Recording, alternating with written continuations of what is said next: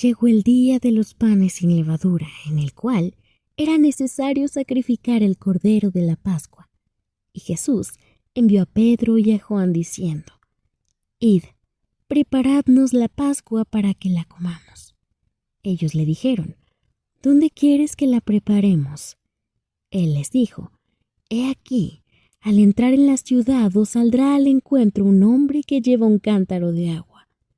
Seguidle hasta la casa donde entrare y decid al padre de familia de esa casa: el maestro te dice: ¿dónde está el aposento donde he de comer la Pascua con mis discípulos?». Entonces él os mostrará un gran aposento alto ya dispuesto. Preparad allí. Fueron pues y hallaron como les había dicho, y prepararon la Pascua. Lucas 22, del 7 al 13. La instauración de la Pascua judía como una tradición nace aproximadamente 1500 años antes de la Pascua que celebraría Jesús con sus discípulos aquel día. Es una tradición llena de significado y simbología que podemos conocer desde el libro de Éxodo y que se renueva en las páginas del Nuevo Testamento con un eco de rescate e historia. La Pascua tiene lugar en el libro de Éxodo capítulo 12, cuando la primogenitura de todo animal y hombre en Egipto se encontraba en riesgo de morir, pues el faraón no estaba dispuesto a dejar ir a los israelitas después de 430 años de esclavitud.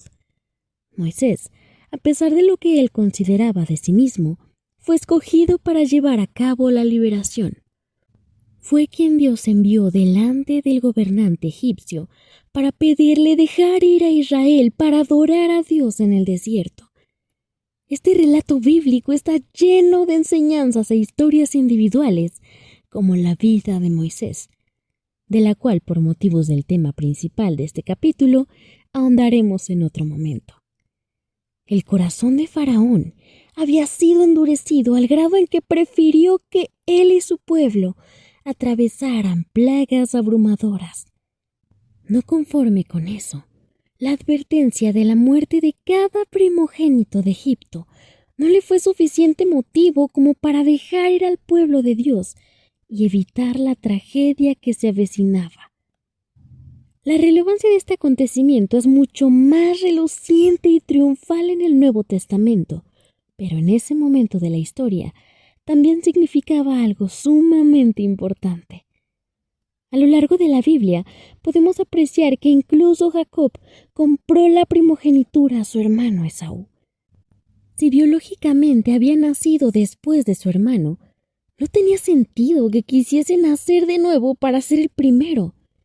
Esto sugiere que el título de primogénito significaba mucho más, no únicamente para el pueblo de Dios, sino para toda la época antigua. El primer hijo varón era quien heredaba el doble de lo que correspondía al resto de hijos de la familia.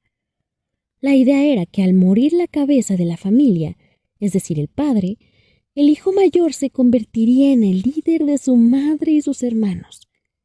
Los primogénitos del pueblo egipcio habían sido elegidos para llevar el sacerdocio. El sumo sacerdocio pertenecía al faraón. Entendemos entonces que cuando muriera, su primogénito sería el que ocuparía ese lugar. Es así como la plaga de la muerte de los primogénitos comprometía el futuro de Egipto. Y por si fuera poco, desacreditaba a su máxima autoridad, demostrando que el verdadero poder de un hombre como Faraón era prácticamente nulo. Pues en esa época, ser faraón significaba más que un gobernante, una deidad, que por supuesto no debería creer en otros dioses. Y el faraón de esta historia es claro con su posición respecto al Dios de los israelitas, cuando en Éxodo 5:2 Moisés se presenta delante de él. Y Faraón respondió: «¿Quién es Jehová para que yo oiga su voz y deje ir a Israel? Yo no conozco a Jehová, ni tampoco dejaré ir a Israel». Aun después de las señales que había visto, su corazón seguía endurecido. Esta afirmación es respaldada por Éxodo 9:35. y el corazón de Faraón se endureció, y no dejó ir a los hijos de Israel, como Jehová lo había dicho por medio de Moisés. La palabra Faraón deriva del egipcio per-a. En aquella época significaba algo como él, su majestad o señor.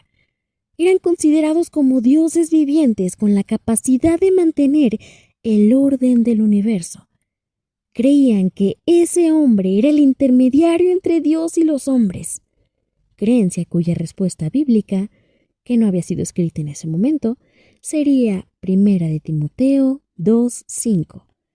Porque hay un solo Dios y un mediador entre Dios y los hombres, Jesucristo hombre.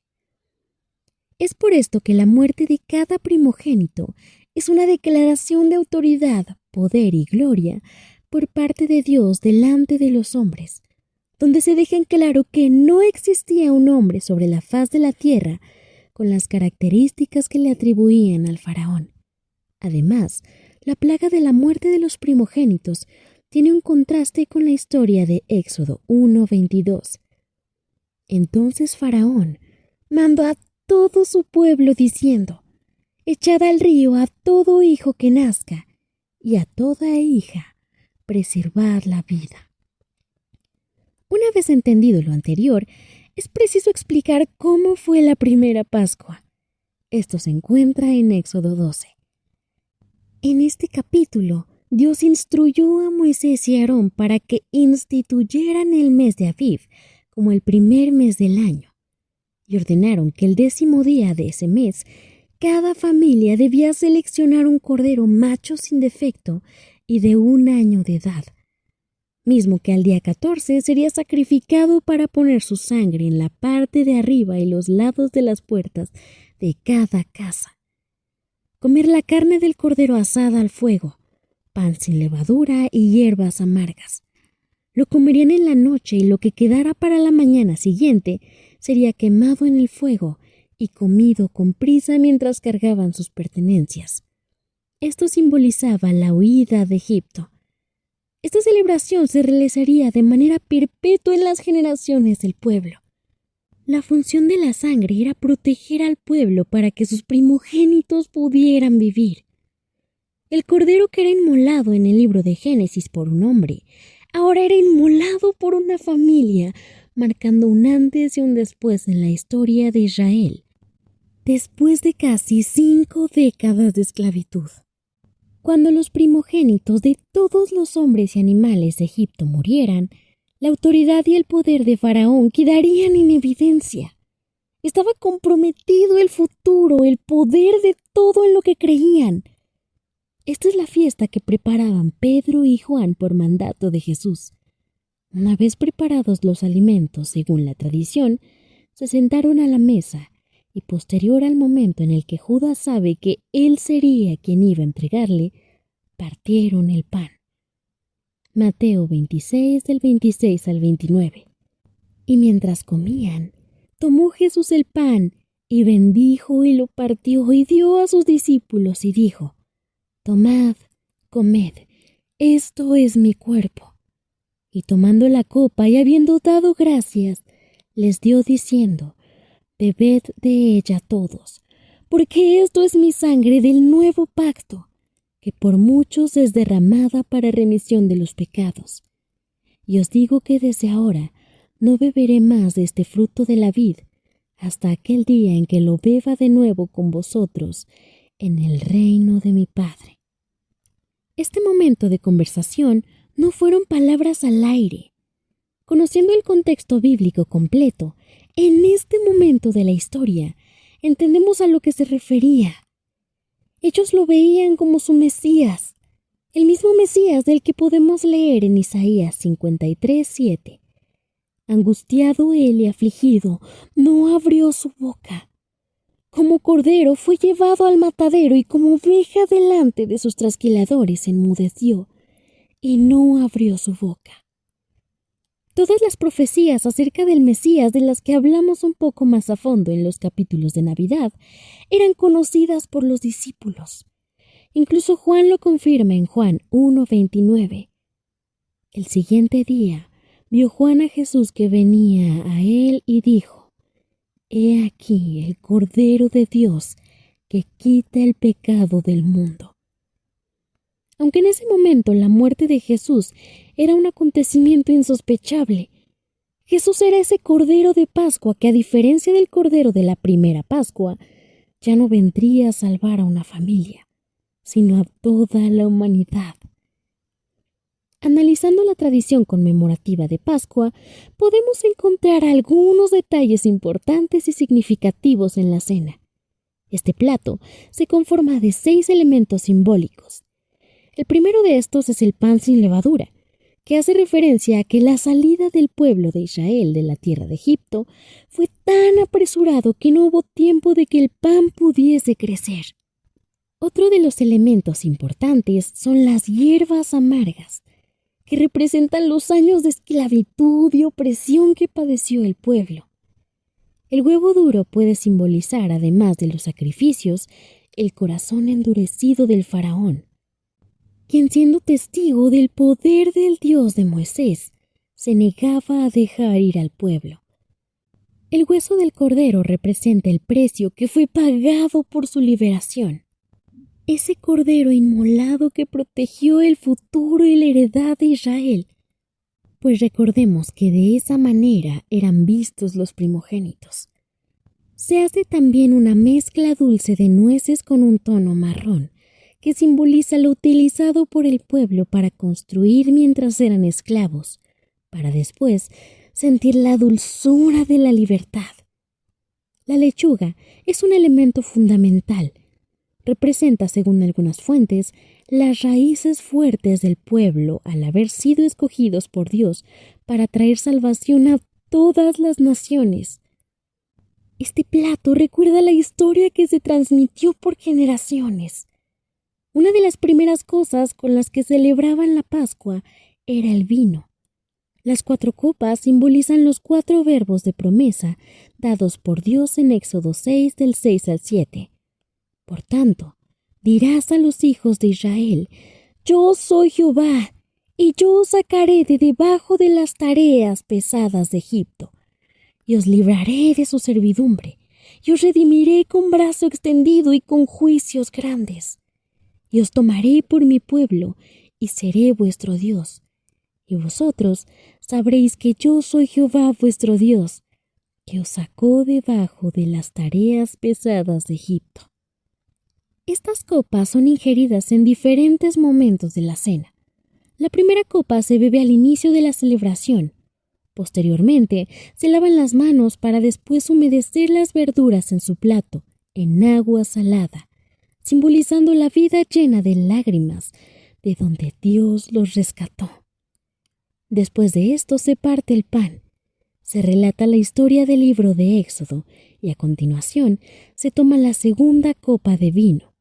Se repite el lavado de manos para pasar a comer el pan. Las hierbas amargas y un trozo de lechuga envuelto en 2 trozos de pan. Tras esto, comen el banquete y se toma la tercera copa de vino, que es la de la redención. Seguidamente, se leen algunas porciones de los salmos para pasar a agradecer por los alimentos y tomar la última copa de vino, para hacer referencia al último verbo en el versículo 7. «Y yo os tomaré por mi pueblo, y seré vuestro Dios, y vosotros sabréis que yo soy Jehová vuestro Dios, que os sacó de debajo de las tareas pesadas de Egipto». La frase «os tomaré por pueblo» es más que una promesa. Establece una relación especial con Israel. Tomar algo es directamente hacerlo de propiedad. Dios haría suyo a Israel. Esto significa la cuarta copa, lo cual es primordial recordar, pues lo retomaremos más adelante. La explicación de esta relación sagrada puede complementarse con la explicación de Ezequiel 16:8. «Y pasé yo otra vez junto a ti, y te miré, y he aquí que tu tiempo era tiempo de amores, y extendí mi manto sobre ti y cubrí tu desnudez, y te di juramento y entré en pacto contigo, dice Jehová el Señor, y fuiste mía. y Deuteronomio 32, 8 y 9. Cuando el Altísimo hizo heredar a las naciones, cuando hizo dividir a los hijos de los hombres, estableció los límites de los pueblos según el número de los hijos de Israel, porque la porción de Jehová es su pueblo, Jacob, la heredad que le tocó. Este último texto menciona a Jacob como propiedad de Dios. Moisés reconoce que Dios ha tenido una relación con ellos que no tiene con ningún otro pueblo. En este contexto, la palabra heredad destaca la idea de que Israel es una posesión especial y valiosa delante de los ojos de su Señor, tan preciada que hizo un pacto con ellos. Ezequiel 16:8 hace referencia a una relación matrimonial en el sentido de la santidad. Es importante no olvidar que este pacto fue hecho mediante un cordero. El precio de sus vidas fue sangre limpia, de la misma manera en la que la sangre de Jesús como cordero limpio de Dios extendió los 4 verbos a toda la humanidad. Estos son: os sacaré de la esclavitud, os libraré de la opresión, y os redimiré y os tomaré como pueblo suyo.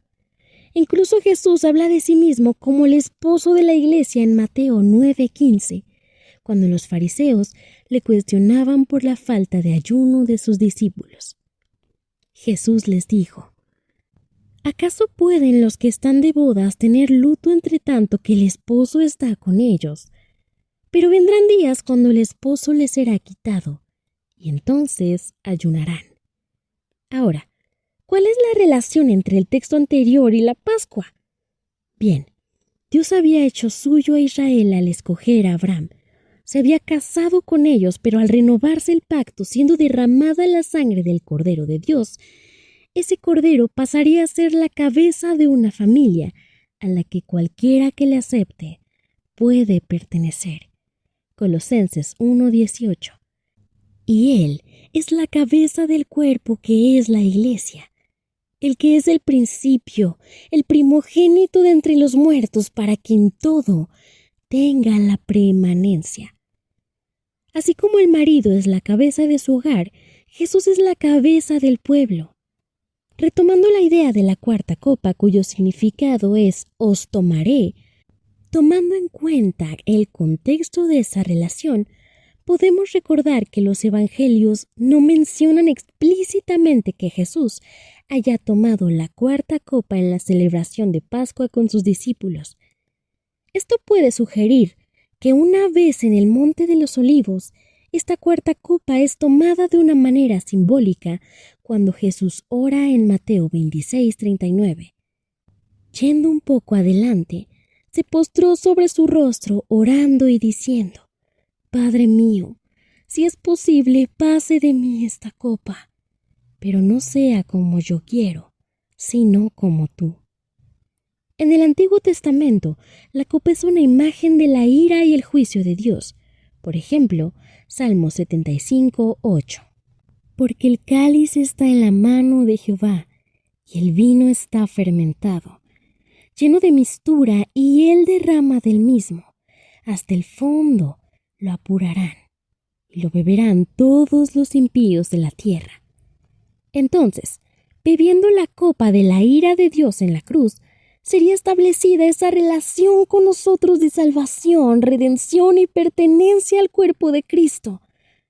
Jesús llevó el castigo de todos los hombres para que pudiéramos ser renovados, para que surgiera el nuevo pacto, pues toda la humanidad es impía delante de Dios. En series anteriores, como la del libro de Job, es explicada a fondo la idea de que nuestras intenciones, acciones, no nos hacen precisamente limpios delante de Dios, y que ser malo no significa ser impío. El pecado es algo que forma parte de nuestro diario vivir, y la consecuencia de ese pecado es la ira de Dios. Apocalipsis 9:21. Pero los cobardes e incrédulos, los abominables y homicidas, los fornicarios y hechiceros, los idólatras y todos los mentirosos tendrán su parte en el lago que arde con fuego y azufre, que es la muerte segunda. Entonces, si la salvación y la esperanza de una vida eterna fueron traídas por Cristo a todos nosotros, la cuarta copa que menciona y toma simbólicamente Jesús es la que se menciona en Lucas 22:42, diciendo: Padre, si quieres pasa de mí esta copa, pero no se haga mi voluntad sino la tuya.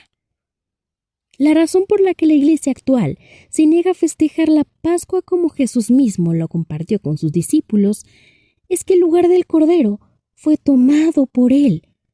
La restauración y la abolición de la esclavitud fueron traídas a nosotros por Él, ya no solo para el pueblo judío, sino para toda la humanidad. Además, Jesús dejó el mandato en 1 Corintios 11, 23 al 26. Porque yo recibí del Señor lo que también os he enseñado, que el Señor Jesús, la noche que fue entregado, tomó pan, y habiendo dado gracias, lo partió y dijo: Tomad, comed, esto es mi cuerpo que por vosotros es partido. Haced esto en memoria de mí. Asimismo, tomó también la copa después de haber cenado, diciendo: Esta copa es el nuevo pacto de mi sangre.